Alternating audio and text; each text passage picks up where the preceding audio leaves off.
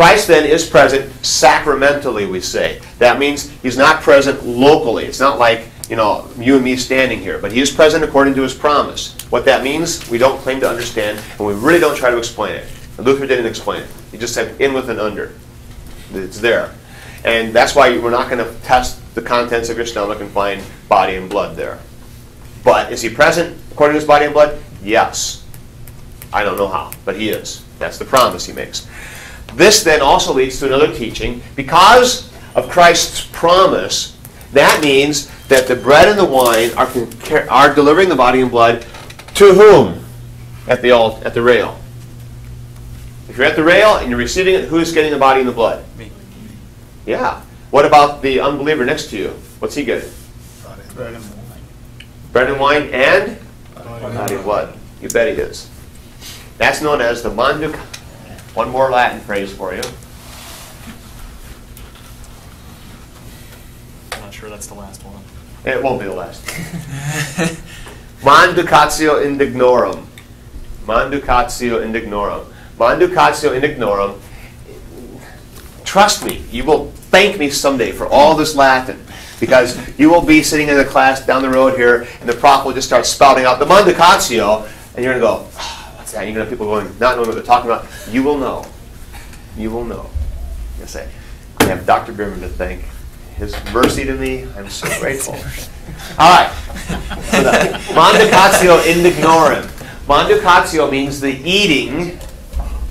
Okay? Mandicate. The eating, indignorum, of the unworthy. The eating of the unworthy. The Manducatio indignorum, the eating of the unworthy. And the Manducatio indignorum teaches simply the fact that when Christ says he's present, he's present. And even the unworthy will receive the body and blood of Christ. Anybody gets it because of his promise. This is really very important, because if I teach that only true believers get the body and blood, what have I just done to the sacrament? Is it an issue of gospel or is it an issue of law? It's an issue of law, because now it depends on me. And if it depends on me, it's not gospel. The point is, God is simply delivering his gifts. The forgiveness is there. I don't have to be worthy of it. It's simply there. So even the unbeliever gets the body and blood. The comfort of this comes in here. Suppose I am really struggling in my faith, and I'm not sure about anything anymore, and I know my sin, and my sin is overwhelming, and I'm burdened by it, and I feel terrible about it, and I think I'm not worthy of Christ's presence.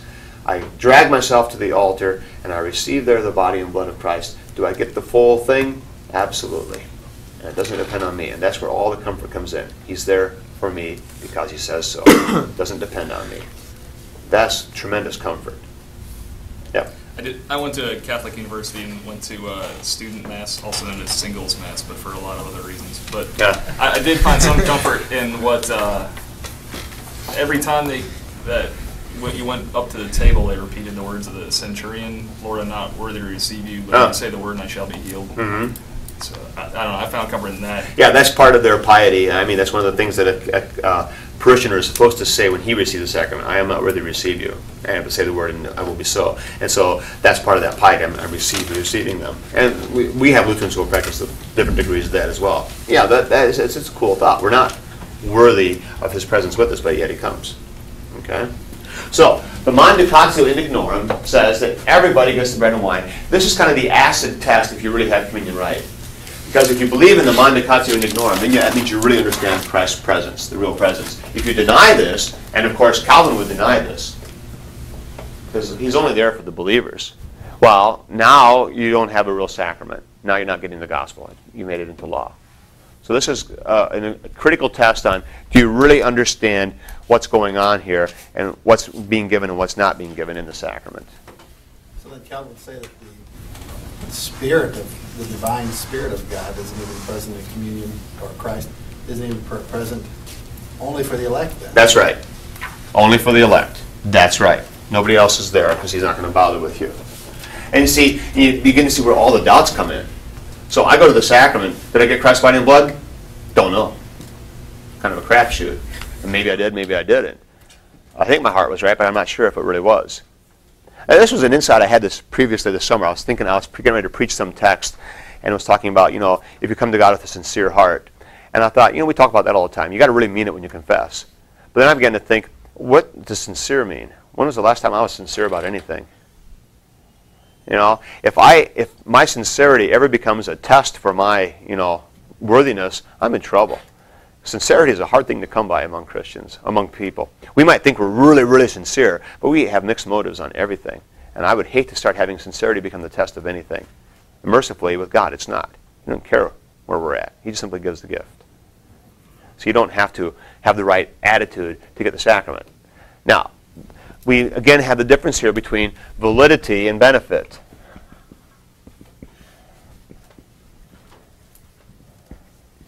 Or sometimes efficacy. And there's a distinction here. The sacrament is always efficacious. It's always valid. No matter what the person thinks, the body and blood of Christ are there. And you're getting it. Is it beneficial? Well, now this does depend on where you're at. This gets into the mendicatio and ignorum. So I have a heathen up there who's just kind of making fun of the whole thing. He says, it's just bread and wine. Well, is he getting the body and blood? Yeah. Is it benefiting him? Not at all. He has just made light of the gift of Christ, and he's made a mockery of Christ's sacrifice. It's actually harmful to him. That's the reality. So it's not beneficial, it's harmful. So there's a difference between validity and benefit. Is it a valid, efficacious sacrament even for the heathen? Yes. Is it beneficial? No. And even a Christian can have varying degrees of benefit. You might go up to the altar and receive the sacrament. The guy behind you receives the same sacrament. It's valid for both of you. But one of you is saying, man, I am so grateful for this gift of God, and it's going to make a difference in my living this week, and he's really paying attention to it. And it does. It has much more benefits. The other one kind of just blows it off and doesn't pay any attention. Well, the gift is there for them. He's just not taking advantage of the benefits and not applying them to himself. So we do need to make that distinction, and it helps to keep that straight. The benefit that varies, but the efficacy is always there. And we also have to be careful, because Luther did talk about a worthy recipient, and we still talk that way. And we're getting closer and closer to talking about John's question on close communion, which we will get to, but not before lunch. And the question of a worthy recipient, Luther would talk about that. And he would say, fasting and other outward preparation is good. There's nothing wrong with that. In his day, you could not take the sacrament if you had not fasted. And they kept on cutting the time back. It used to be fasted for like a day, and then it became a few hours. And I think nowadays, they still have that rule, but now it's only a short period of time. I think it's like, by the time you walk ahead. Yeah, essentially, you had breakfast, drove there, okay, that's enough. You fasted enough. But the idea is, outward preparation is fine. And we even do this in our own churches, thinking about communion, be prepared for it. So you should prepare. You should be ready for this. So a worthy recipient should be prepared, but ultimately a worthy recipient is somebody who simply believes the words. Who believes the words. Trust the promise. This is my body, this is my blood. And if you trust those words and if you believe the words of promise, you are a worthy recipient, regardless of your level of sin, regardless of your own lifestyle, regardless whatever. If you're trusting and clinging to those words, you're a worthy recipient. But even an unworthy recipient is still going to get the bread and the body and the blood, but it won't benefit him.